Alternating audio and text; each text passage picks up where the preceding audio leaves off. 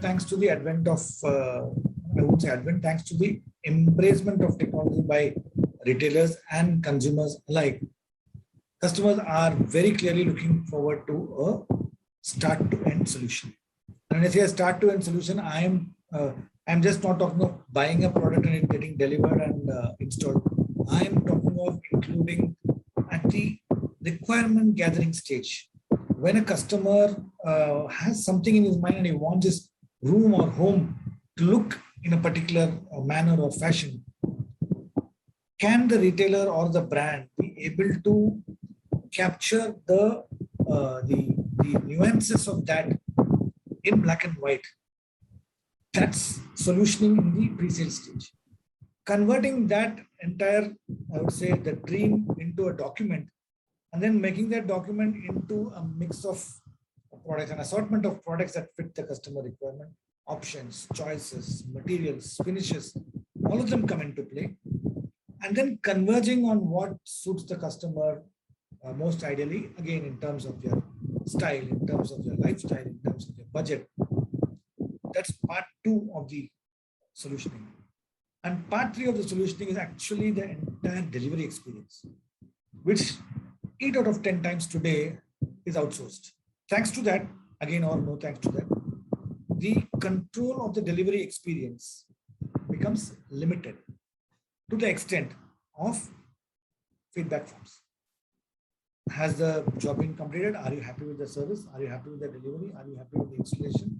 Did you find our guys friendly? Blah, blah, blah. And then therefore there's a net promoter score. The team is incentivized.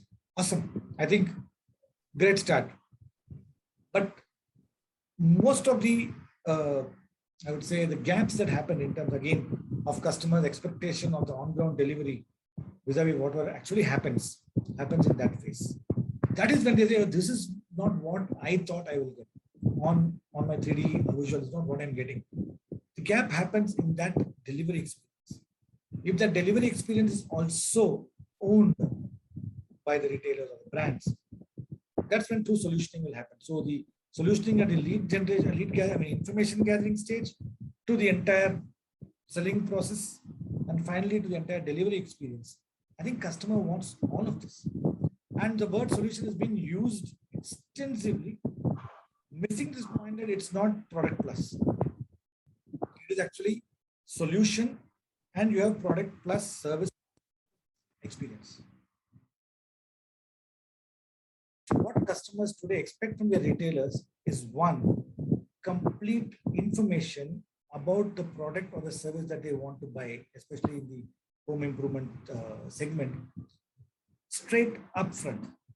Unlike earlier, when they had to probably visit a few times to understand what is what. The second thing, of course, they want is a complete convenience in terms of the entire transactions. So the transactions are no longer going to again be time drawn and meeting people many times over before it gets over. They want a complete seamlessness as far as the transactions are concerned. Here, I'm talking of right from the pre-sales to the in-sales to the post-sales. And finally, I think they want transparency. Transparency, I'm not talking about only availability of information. I think consumers today want transparency in terms of what they are getting, but more importantly, why they are getting. Home improvement retailers today have to do both. They have to look at the experience side of it, and they have to look at the convenience side of it. Now, to connect experience and convenience is an art and a science. Ultimately, we do live in an experience economy, right? So customers want that experience. Customers probably want that. That is the need for touch. They want to touch and feel the product before they buy. So maybe the need for an experience center is more pronounced now than before. They also want to talk to a salesperson and listen to him and get that assurance from the salesperson on what it is all about. That's the physical side of it. And that's what probably appeals to the heart. I call it the hedonic side of shopping. And then there's, of course, the functional side of shopping, the convenience part of it, where all the information should be available. There should be hassle-free, a journey along the way, easy payment. All of that need to come in together so that convenience and experience are married together. I think what omnichannel is all about is offering an integrated experience to the customer, which gives a unified view of the customer to the retailer and of the retailer or the brand to the customer. Now, there are 6 elements typically that fall within the entire omnichannel experience. Quickly saying it, it's about the integrated product being integrated across channels. And here we're not talking only online and offline, we're talking of all the available channels that a retailer can offer, that a customer can. So there's got to be, that's where the word available comes in. So it's about integrated product on one side, integrated price and promotion on the other side. Integrated product is all about seamlessness of the product information on across channels. Then comes the integrated price and promotion. The third part is the integrated information access.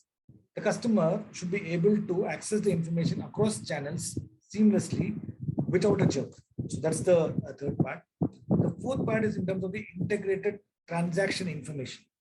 So again, a customer, because they have a journey with the retailer, they may want to obviously get what they have purchased and where they have purchased, purchase history and points earned, points burned, and so on. So that's where the integrated transaction information comes in.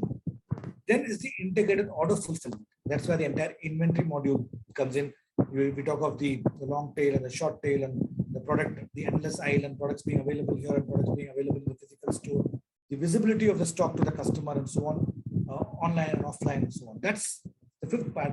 And the final part is the integrated customer service, where the customer service, whether it is through chatbots, whether it is through humans on the other end, or whether it's the physical service on ground, click and collect, all of them come under the integrated customer service. Now, look at these 6 elements together form, if there is alignment across all channels, across these dimensions, then an omnichannel retailer is truly omnichannel. Any touch point that a customer is able to access is actually a channel. So it could be the website of the retailer or the brand. It could be the physical store. It could be the mobile application, mobile app of the retailer. It could be the social media handles of the retailer. It could be the call center of the retailer. Any or all of the touch points that are available to a customer from the retailer side are what form the channels, which all need to be integrated. So a call center will be able to share the promotions that are being run at the store, and the same promotion should be visible on the website. And if you're looking at the app, the same promotion should be visible. And finally, at the physical store, the product should be on display. Imagine all of this happening at the same time. Generally, you may see a lag between channels. I'm not saying all channels. You may see a lag within few channels where maybe the promotion is not uploaded. Maybe the call center is not fully updated, or maybe the store has not replaced the product talker as yet, while the offer is already gone online. So there could be these minor jerks that happen, and then what happens is customer dissonance. So as I said, customer researches online and comes to the physical store to do the touch and feel. And if they find that that particular product, what he saw online, what he sees here, maybe have a different in terms of price or in terms of offer or in terms of color availability. Imagine the dissonance that can happen in a customer's mind. And she or he will then automatically walk out of the retailer store with a certain amount of, I would say, disappointment rather than satisfaction.